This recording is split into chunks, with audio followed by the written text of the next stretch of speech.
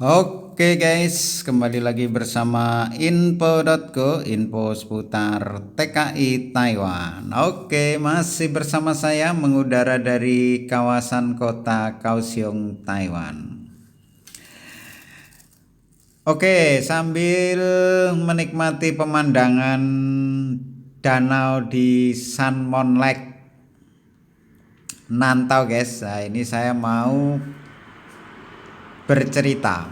Jadi sedikit bercerita karena banyaknya teman-teman yang DM saya mengenai kondisi Taiwan saat ini ya.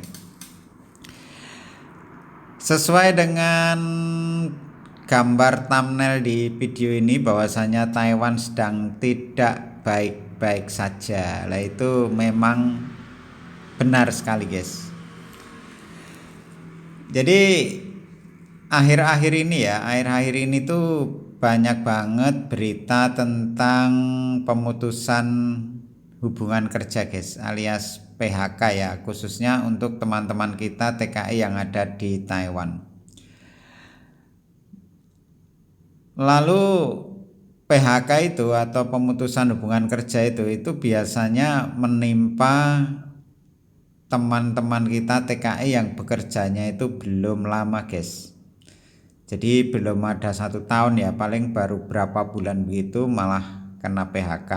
Itu akhir-akhir ini sekarang itu banyak banget guys. Jadi kenapa ya kok bisa ada kejadian seperti itu? Itu sepertinya guys, sepertinya itu memang Taiwan ini lagi kurang baik ya untuk teman-teman kita yang baru, maksudnya yang baru datang ke Taiwan ya. Lalu kejadian PHK itu kebanyakan ya, tidak semuanya tapi kebanyakan itu dilakukan oleh pabrik-pabrik besar guys. Jadi pabrik-pabrik besar yang karyawannya itu banyak ya, itu baik itu dari pekerja dari Indonesia, terus dari negara-negara lain seperti Vietnam, Filipina, terus sama Thailand ya. Jadi di pabrik itu biasanya kalau pabrik besar itu karyawannya di samping karyawan asli orang Taiwan itu biasanya banyak pekerja-pekerja asing dari berbagai negara seperti yang saya sebutkan tadi. Itu sering sekali ada pemutusan hubungan kerja. Padahal baru kerja sekitar 3 bulan, 4 bulan, 6 bulan, pokoknya kurang dari 1 tahun lah, itu sering banget terjadi ya.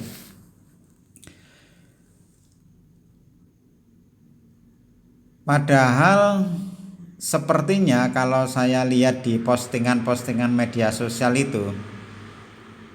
itu masalahnya hanya sepele guys, masalah sepele lah, maksudnya hanya kelalaian kerja yang tidak begitu fatal ataupun ada ketidakcocokan begitu ya.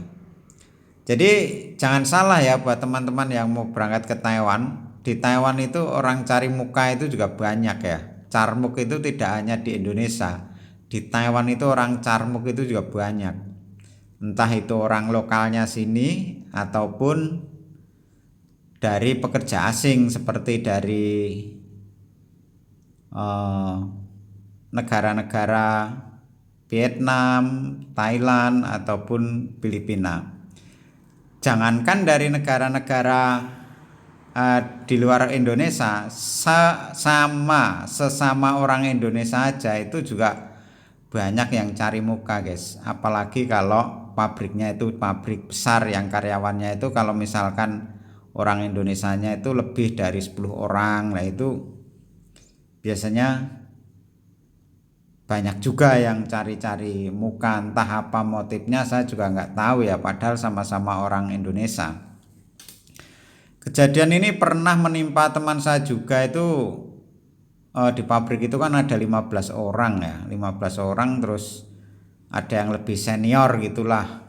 Nah itu ya itu semacam kayak cari muka, akhirnya yang jadi korban anak-anak baru. Itu kan sangat kasihan sekali ya sebenarnya, sama-sama nyari rezeki, harusnya kan saling kalau udah senior ya menegur dengan baik atau malah mengarahkan, harusnya kan begitu ya. Jadi kalau di pabrik-pabrik besar kasus-kasus seperti itu udah biasa guys. Beda halnya dengan pabrik kecil. Kalau pabrik kecil itu biasanya malah enggak ya, pabrik kecil itu yang karyawannya cuma sedikit, misalkan orang Indonesianya hanya 1 orang atau paling banyak 5 orang lah, itu biasanya jarang terjadi. Apalagi kalau hanya 1 orang 2 orang, itu biasanya bosnya itu malah memperhatikan ya. Biasanya bosnya malah memperhatikan, tidak sewenang-wenang misalkan ada laporan begini sedikit-sedikit di PHK, itu enggak. Salah satu contoh di pabriknya teman saya itu pabrik logam, itu dia hanya sendiri ya, hanya sendiri. Orang Indonesianya itu malah kalau jarang lembur zaman itu setiap hari Sabtu atau hari Minggu malah diajak sama bosnya kerja di suatu tempat begitu. Soalnya kata bosnya biar ada pemasukan, soalnya kasihan ya kalau di pabrik saya kan nggak ada lembur, bosnya bilang begitu. Seperti di pabrik saya juga, ini kan saya hanya 2 orang guys ya, hanya 2 orang itu sangat diperhatikan sekali sama perusahaan ya. Kalau bos sih jarang ke pabrik sini ya, 1 tahun paling hanya sekali, itu aja cuma ngasih anpau kalau mau konian, habis itu balik lagi ke Taipei. Jadi yang ngurusi orang-orang kantor itu sangat memperhatikan sekali, termasuk saya dan teman saya itu dikasih fasilitas yang lumayan bagus, termasuk mes gratis, terus semuanya lah, termasuk air, listrik, sama perlengkapan apapun itu dikasih gratis guys. Soalnya hanya pabrik kecil. Kalau pabrik gede ya nggak mungkin, soalnya karyawannya kan banyak ya. Jadi buat teman-teman yang mau berangkat ke Taiwan itu jangan jangan pilih job yang ingin pabrik gede lah misalkan begitu ya.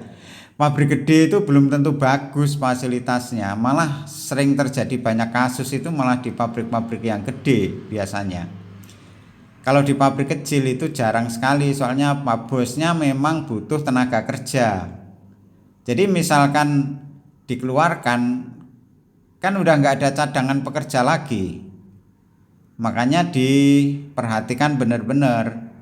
Misalkan ada kesalahan dalam bekerja ya dikasih tahu begini cara kerjanya, seperti itu. Beda sama pabrik yang besar, misalkan punya kesalahan langsung di SP akhirnya di PHK.